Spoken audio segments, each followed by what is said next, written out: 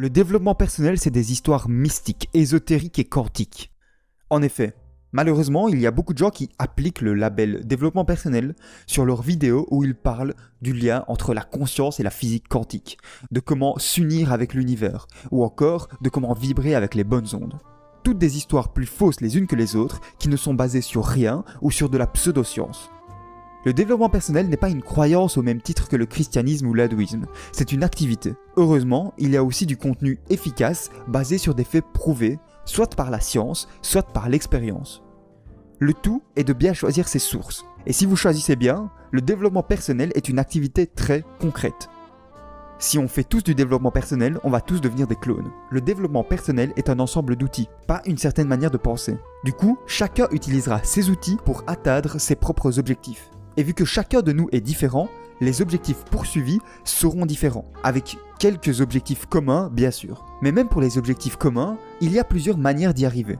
Par exemple, vous et votre ami voulez devenir plus drôle, et au fil du temps, vous développez un humour absurde très efficace, alors que votre ami s'est tourné vers un humour pas sans rire. Vous avez tous les deux atteint votre objectif d'être plus drôle, mais pas du tout de la même façon.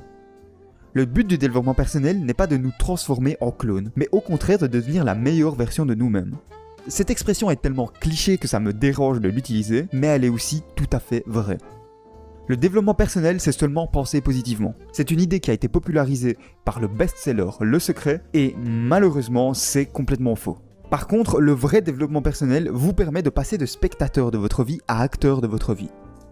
On sait tous que si on ne fait que croire, espérer, penser et visualiser, on n'arrivera nulle part. Car seules les actions nous font réellement avancer. L'action est le maître mot du développement personnel.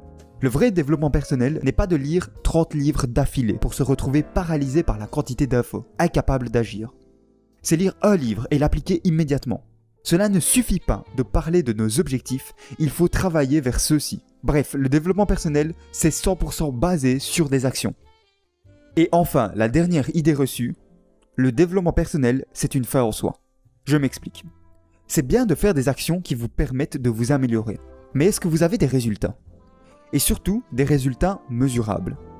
C'est bien d'avoir lancé votre business, mais est-ce que votre chiffre d'affaires augmente ? C'est bien d'avoir commencé un régime, mais est-ce que votre poids diminue ? C'est bien de sortir rencontrer des nouvelles personnes, mais est-ce que votre confiance en vous augmente ?